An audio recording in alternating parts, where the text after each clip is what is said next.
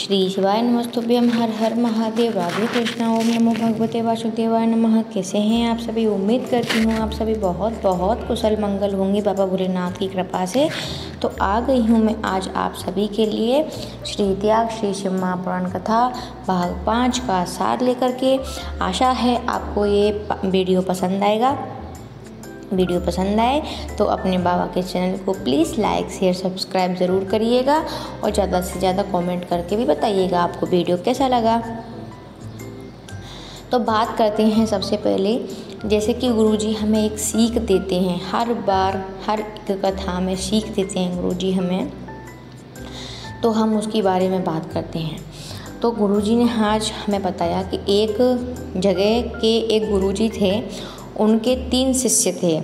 उनके 3 शिष्यों से उनके गुरुजी ने कहा कि मुझे प्यास लग रही है, कहीं से पानी लेकर के आओ। तो आसपास कहीं उस गांव में पानी नहीं था। तीनों शिष्य पानी लेने के लिए गए गुरुजी के लिए। तीनों शिष्यों ने क्या किया कि नीचे ज़मीन खोदेंगे, गड्ढा खोदेंगे तो उसमें से पानी निकलेगा, ऐसा सोचा तीनों ने। तो उनमें से जो 2 शिष्य थे उन्होंने क्या किया, 10-10 फुट का गड्ढा, ऐसे 5-5 फुट का गड्ढा खोदते एक जगह, नहीं निकलता फिर दूसरी जगह खोदते, नहीं निकलता फिर दूसरी जगह खोदते।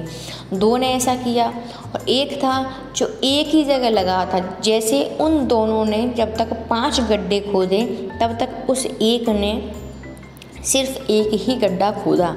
इसलिए गुरुजी कहते हैं, गुरुजी ने हमें बताया कि वैसे ही हमारा जीवन है हमारे बाबा के प्रति, कि हमें कोई परेशानी आ रही है, मान लो हमारे बाबा ने हमारी कभी नहीं सुनी, हमारी मनोकामना पूरी नहीं हुई, तो इसका अर्थ ये नहीं है कि तुम कहीं और टोने टोटके में फंस जाओ। बाबा पर भरोसा रखो, वह हमारी मनोकामना ज़रूर पूर्ण करेंगे। आगे वर्णन आया, एक मतलब बाबा का एक रूप का वर्णन है, लकुलेश्वर महादेव का। उसके ऊपर की यह सारी कथा ली गई थी। तो उसके बारे में हम सुनते हैं। क्या था कि एक दिन मैया पार्वती ने शिवजी से कहा कि मुझे नंदन वन और महाकाल वन दोनों के दर्शन करने हैं। तब भोले बाबा ने कहा कि आप एक ही किसी के दर्शन कर लो, एक बार में एक के कर लो, मैं आपको ले चलता हूँ। मैया पार्वती ने कहा नहीं, मुझे दोनों के दर्शन करने हैं। तब बाबा भोलेनाथ मैया पार्वती को लेकर के काशी की तरह नंदन वन में मेरे महादेव, मेरा भोला, मेरा ओगड़ी पहुँचा मैया पार्वती को लेकर के। तब मैया पार्वती और बाबा भोलेनाथ ने, एक साधारण से व्यक्ति वहाँ वन में रह रहा था और वो बहुत खुश था, मदमस्त था अपने जीवन में।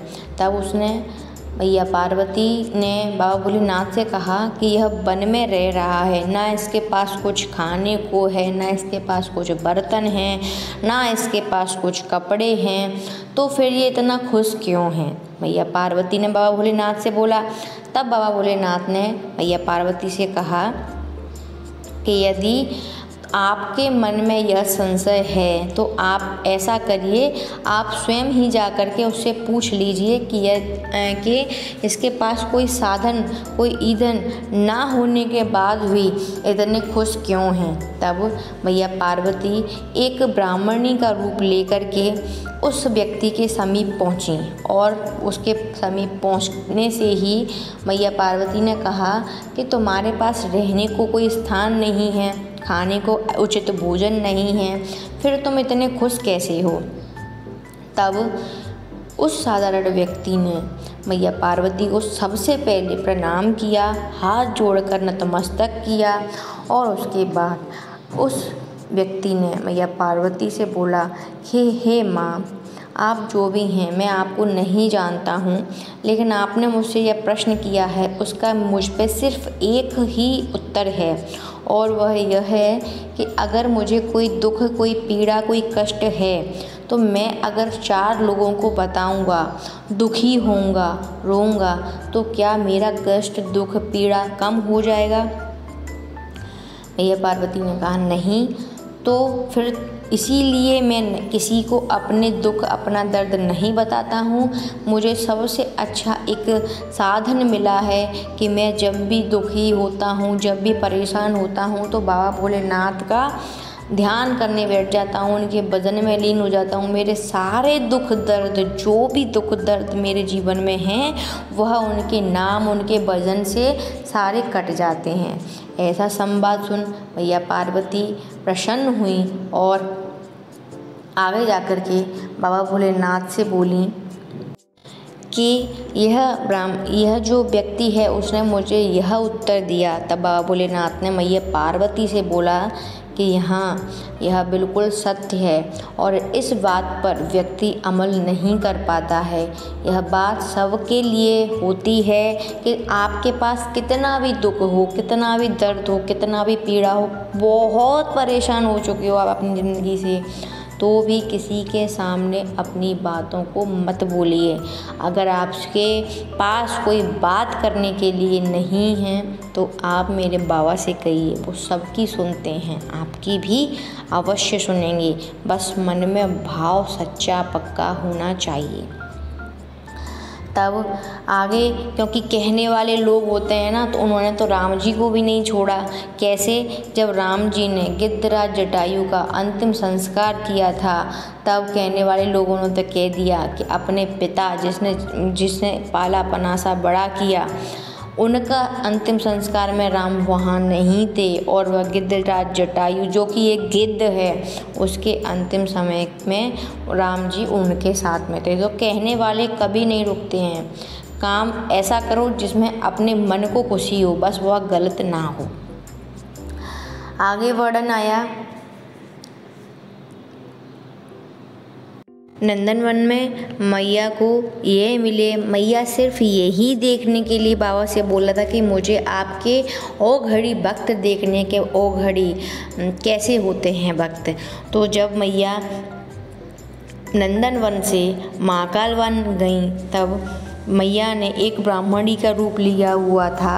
तब बाबा ने कहा, अगर तुमने रूप लिया है तो मैं भी कोई एक रूप लेता हूँ। तब बाबा ने लकुलेश्वर महादेव का रूप लिया था, जिसमें हाथ में छड़ी, कानों में फूलों के कुंडल डले हुए हैं, एक गले में रुद्राक्ष की माला है और पूरे तन पर भस्म रमी पड़ी है। तब महाकाल वन में भ्रमण करते समय 4 शिष्य बनकर 4 स्थानों से बाबा भोलेनाथ ने भिक्षा मांगी थी। वह 4 शिष्य कोई साधारण नहीं हैं। वह 4 शिष्य बचपन, हमारी जवानी, हमारी अधेड़ी और हमारे बुढ़ापे को वर्णित करने वाला समय है। इसी तरह वर्णन आता है, गुरुजी बताते हैं कि गुरुजी ने बताया कि जब हम बाबा भोलेनाथ की आराधना, पूजा, सेवा करते हैं तो किसी के मन में आता है कि बाबा भोलेनाथ की परीक्षा लेंगे हम। अरे भैया, हम कौन होते हैं जब हम खुद ही, हमारा शरीर, हमारी सांस हमारे हाथ में नहीं है, तो हम बाबा भोलेनाथ की परीक्षा लेने वाले होते कौन हैं। आप उनकी परीक्षा नहीं, उनकी प्रतीक्षा कीजिए। अपने भक्ति बल को बढ़ाइए, अपनी सेवा को बढ़ाइए। बाबा भोलेनाथ एक दिन अवश्य आएंगे। इसी तरह संवाद आता है श्रीमद् भागवत कथा का। उसमें संवाद है दुर्योधन और अर्जुन का।